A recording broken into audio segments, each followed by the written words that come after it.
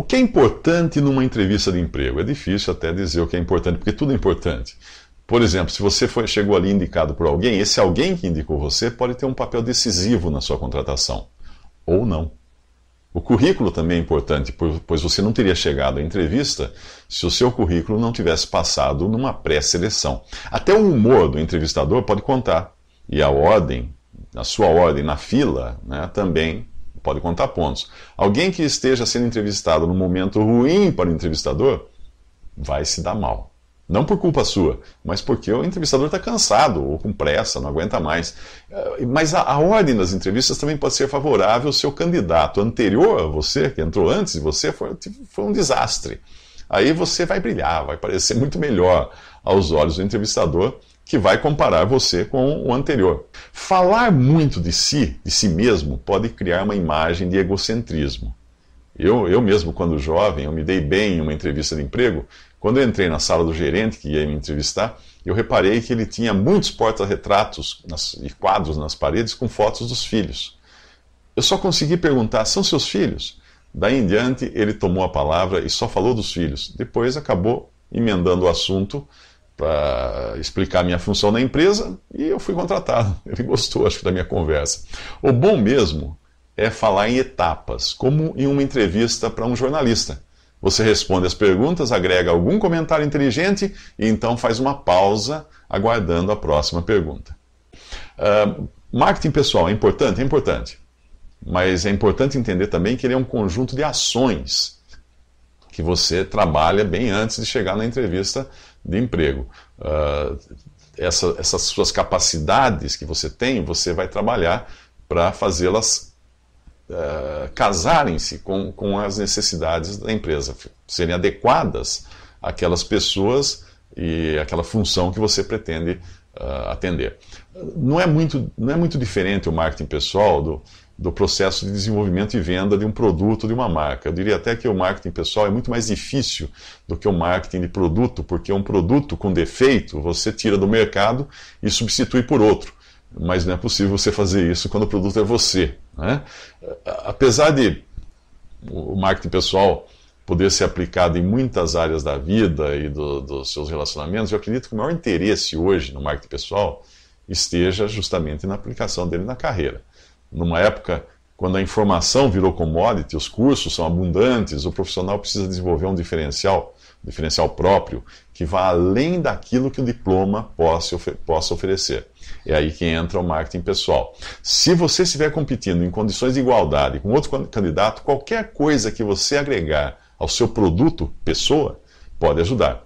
Pode ser a embalagem, a sua parte visual, que melhora a sua aparência, a comunicação que permite você falar com mais clareza suas ideias, a linguagem corporal que ajuda você a enfatizar uma fala, o encantamento que você consegue criar no seu entrevistador.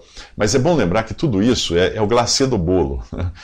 E só é importante depois que existe um bolo embaixo desse glacê, depois que ele perceber que existe esse bolo, que é tão competente quanto aquilo que ele gostaria de encontrar ali. Se faltar o trabalho de base, que é o desenvolvimento das suas competências, esse glacê todo vai escorrer diante do primeiro desafio que a empresa colocar na sua frente. A ideia de que marketing pessoal também seja autopromoção é um equívoco. Ao contrário, quanto menos você se promover e quanto mais você criar condições para que as outras pessoas promovam você, melhor será o seu marketing pessoal. Uma pessoa com uma boa estratégia de marketing pessoal sabe valorizar o próximo, sabe ajudar o próximo. A promoção ou a propaganda virá naturalmente. É o outro que vai se sentir constrangido, né, ou na obrigação até de promover você, caso ele tenha sido promovido por você. O marketing pessoal, porém, não vai compensar um currículo fraco. Não. Porque o marketing pessoal não é só a parte visível, a parte audível, né? A construção toda da sua pessoa vale na hora de você ser contratado.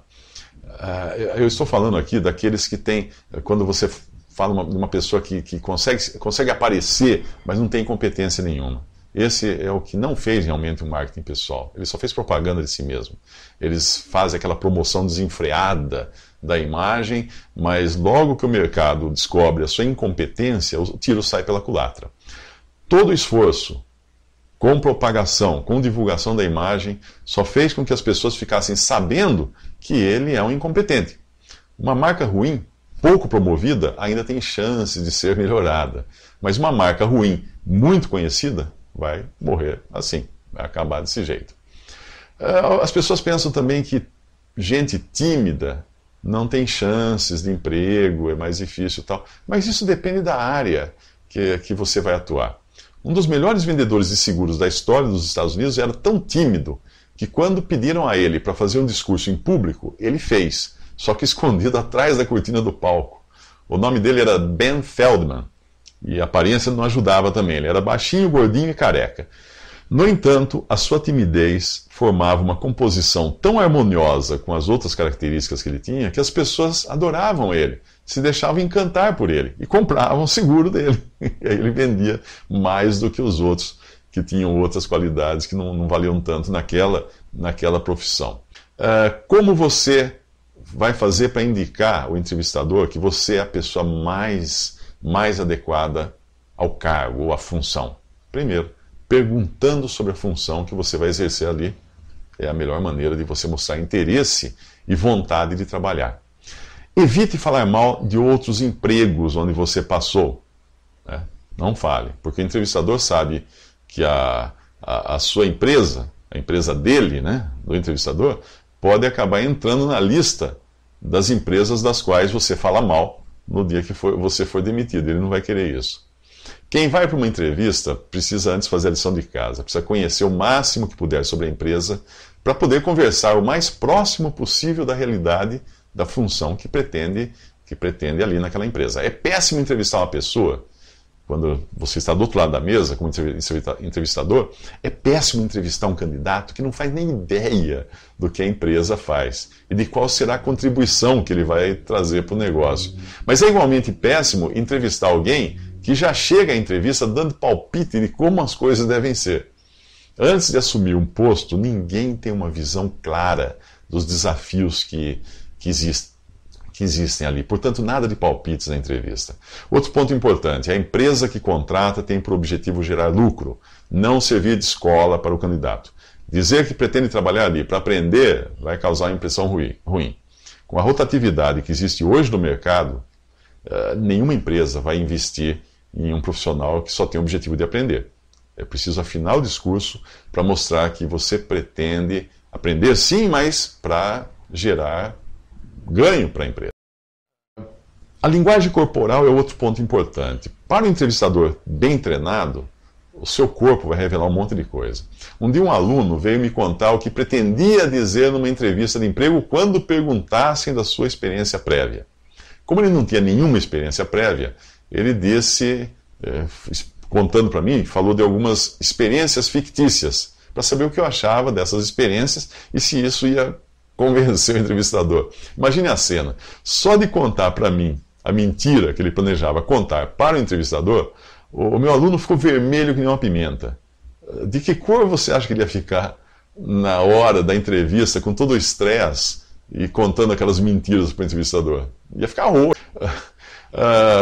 Quando a questão é o sexo, entrevista com homem ou entrevista com mulher, os resultados também podem ser diferentes na hora da entrevista. As mulheres têm algumas armas secretas, como a intuição, o charme. Os homens já são menos intuitivos, não conseguem causar o mesmo impacto que as mulheres. Mas dependendo da função, a cultura e da tradição da empresa, o sexo pode pesar na balança. Já que existem funções que são mais adequadas a um gênero e outras a outro gênero. A mulher que é entrevistada, ela deve ter o bom senso no uso das suas armas, pois o efeito que causa no entrevistador é bem diferente daquele causado em uma entrevistadora. Eu acredito que o número de profissionais do sexo feminino seja maior nas áreas de recursos humanos. Portanto, é bom que a mulher, ao ser entrevistada, seja flexível na forma de se apresentar. Talvez ela passe por uma entrevistadora do RH e depois por um entrevistador da área a qual se candidatou. E a impressão que ela precisa causar em cada um deles é ligeiramente diferente. As redes sociais podem ajudar você a conseguir uma vaga, um emprego, se você souber utilizar as redes sociais.